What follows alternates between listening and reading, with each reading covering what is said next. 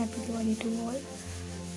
Blog 20th Diwali 20th अक्टूबर का है और मैं अब एडिट कर रही हूँ।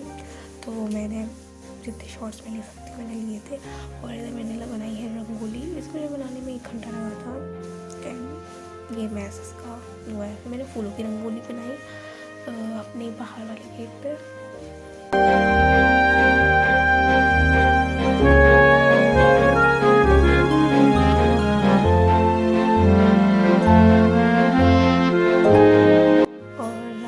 पूजा टाइम पे ये आउटफिट पहनने वाली थी। सूट है ये और मैंने हल्का सा मेकअप किया था।